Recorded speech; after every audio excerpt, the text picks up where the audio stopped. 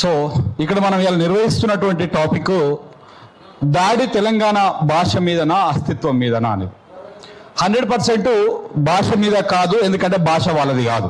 ఇది ఆల్రెడీ మన పెద్దలందరూ చెప్పారు. తెలుగు భాష తెలంగాణ వాడి సొత్తు, తెలంగాణ నుంచే వస్తున్నటువంటిది. సో కాబట్టి భాష మీద దాడి కాదు, ఇది భాష మనదే, వాళ్ళకు లేనిది అది.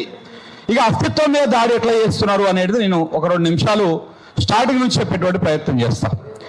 ఇది నిజంగా ఇంతకుముందుకు పృథ్వీరాజ్ అన్న చెప్పినట్టు రోషే విగ్రహం కాడ స్టార్ట్ అయింది. ఇది ఫిజికల్గా ప్రభుత్వ పరంగా చేస్తున్నటువంటి నిర్ణయాల విషయంలో ఒకటి ప్రభుత్వ నిర్ణయ రాకేష్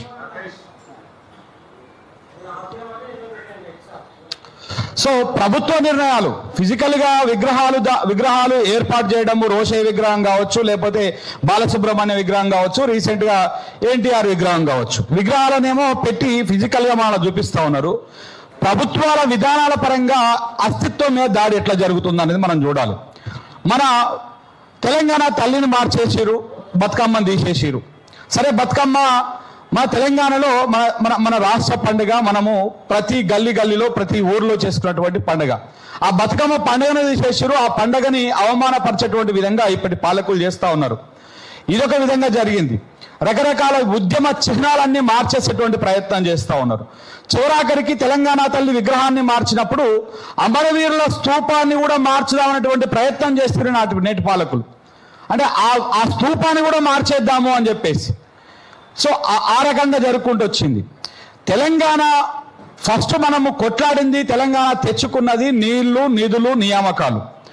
నీళ్ల విషయంలో గోదావరికి నీళ్లు తెచ్చేటువంటి, గోదావరిలో నీళ్లున్నటువంటి ప్రాణహిత నది, ఇంద్రావతి నది కలిసిన తర్వాత ఒక్క చుక్క కూడా తెలంగాణ ఆపుకోలేని పరిస్థితి ఉన్నది ఇవాళ.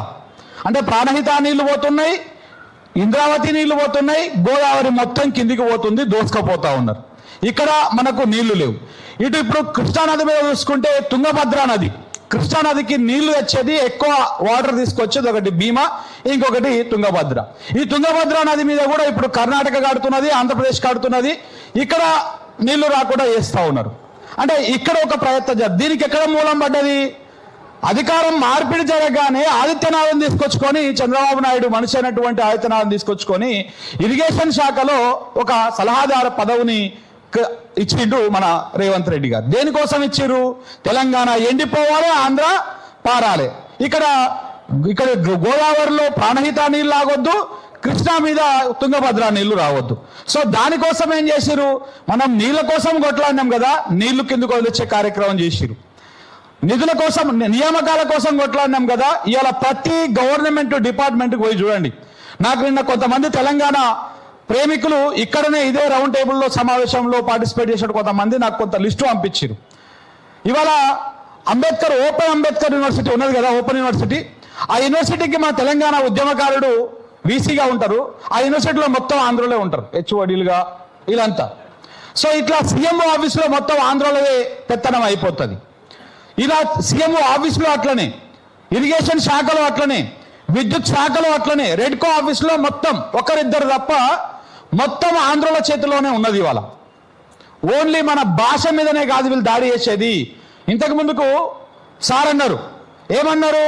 మన భాష విషయంలో మన డిఫెన్స్లో పడేసి వీళ్ళు నిధులు ఎత్తుకపోతా ఉంటారు, నియామకాలు ఎత్తుకపోతా ఉంటారు, నీళ్ళు ఎత్తుకపోతా ఉంటారు అని. ఇప్పుడు అదే జరుగుతున్నది. మన భాష విషయంలో కాకతీయ తోరణం ఎందుకు తీసేస్తున్నావు రేవంత్ రెడ్డి అని మనం కొట్లాడుతూ ఉంటాం. ఈ కొట్లాట లోపల చంద్రబాబు నాయుడు చేసేది అంతా చేసేస్తూ ఉంటాడు రేవంత్ రెడ్డి.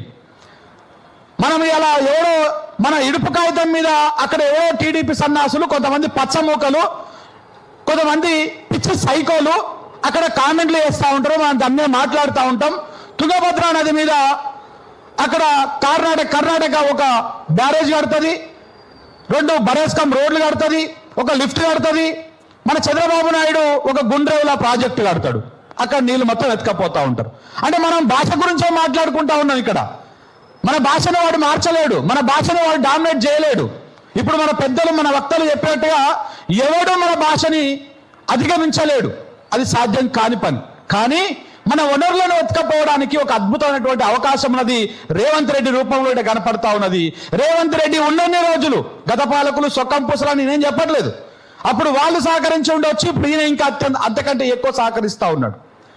ఇప్పుడు రేవంత్ రెడ్డి ఉన్నన్ని రోజులు మనం దీన్ని అన్నిట్లని మొత్తం క్లియర్ చేసేసుకోవాలి, గోదావరి నీళ్ళను దోసుకపోవాలి, సమ్మక్క సారక్క బారేజ్కు కేటాయించేటువంటి 47 టీఎంసీలను ఇవాళ మన పోలవరానికి ఎత్తుకపోవాలి, పోలవరం నుంచి తీసుకపోయి కావేరికి తీసుకపోవాలి. జాతీయ ప్రాజెక్ట్ వస్తే మళ్ళా ఏపీకే పోలవరం జాతీయ ప్రాజెక్టే, మళ్ళీ గోదావరి కావేరి జాతీయ ప్రాజెక్టే. తెలంగాణకు సంబంధం లేకుండా, తెలంగాణ సొంటి రాకుండా మొత్తం నీళ్ళని ఎత్తుకొని పోయేటువంటి ప్రయత్నం. ఇదంతా అస్తిత్వం మీద కొట్లాట, అస్తిత్వం మీద కుట్రనే ఇదంతా కూడా. ఇటు గోదావరి మీద అదే జరుగుతుంది, కృష్ణా మీద అదే జరుగుతున్నది. సో ఎందుకు ఇక్కడ రేవంత్ రెడ్డి ఉన్నన్ని రోజులు మన ఈ పప్పులు ఉడుకుతాయి.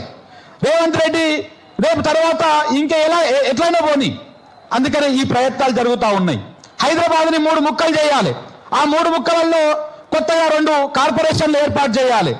దాంట్లో ఎవరి పెత్తనం కోసమో, ఎవరి స్వలాభాల కోసమో, లేకపోతే బీజేపీకి ఆధిపత్యం ఇవ్వడం కోసమో, ఇంకెవరి కోసమో పైనటువంటి వాళ్ళు బాగానే ఉంటారు. రేపు కష్టపడేది నష్టపోయేది తెలంగాణ ప్రజలు, తెలంగాణ సమాజం.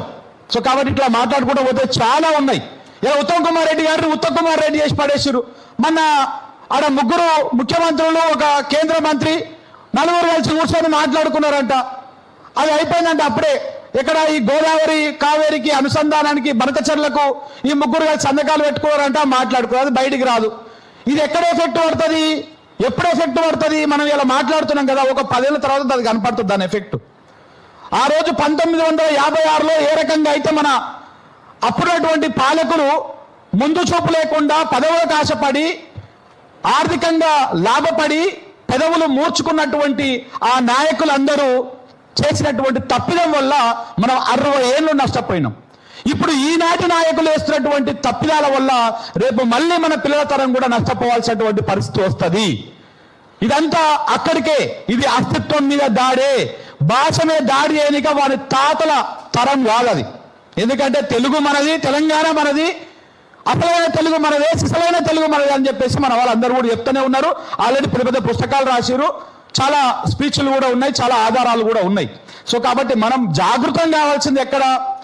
ఇప్పుడు ఇంతకుముందుకు అన్న చెప్పినట్టు, పృథ్వీరాజ్ అన్న చెప్పినట్టు, ఇప్పుడు ఏదైనా సమస్య వచ్చినప్పుడు ఎవరికి వారుగా చీలికల పేలికల లెక్క విడిపోతా ఉన్నాం. అలా కాకుండా అందరము ఏకీకృతమైనప్పుడు, అందరము జాగృతమైనప్పుడు మన ఎదురుగా ఉన్నటువంటి శత్రువు ఎంత పెద్దటోడైనా కానీ కొంత భయపడతాడు, కొంత తగ్గుతాడు.